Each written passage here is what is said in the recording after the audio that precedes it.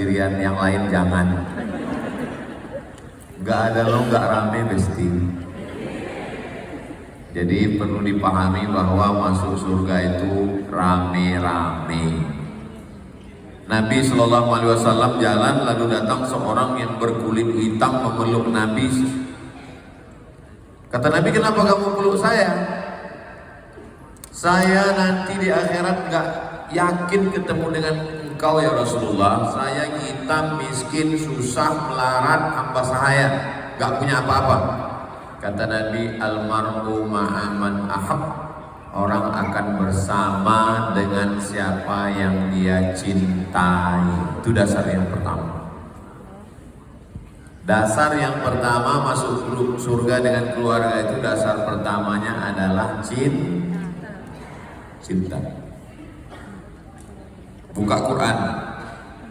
A'udzubillahi minasyaitonirrajim. Ayat yang pertama, Bismillahirrahmanirrahim. Ayat yang pertama dalam Al-Quran, Al-Fatihah 7 ayat yang diulang subuh, zuhur, asar, maghrib, isya.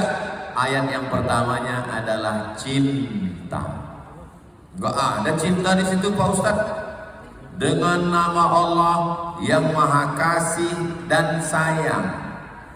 Cinta, kasih, sayang itu maknanya sama, cuman ada yang lebih dalam.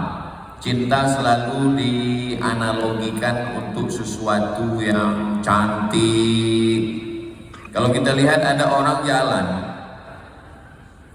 pasangan yang sudah umur 50-60, itu selalunya kasih sayang. Orang selalu membayangkan cinta itu lebih putih, lebih mancung, lebih tinggi, lebih ganteng, lebih. Tapi kalau sudah lanjut usia, sudah lama menikah, dia tinggal kasih dan sayang. Makanya Allah itu tidak melihat kelebihan kita. Allah tidak pernah melihat kita lebih putih, lebih cantik, lebih mancung. Allah melihat dengan pandangan kasih dan sayang. Innallaha la yanzuru ila ajsamikum, Allah tidak melihat fisik badan kamu. Wala ila suwarikum, Allah tidak melihat rupa wajah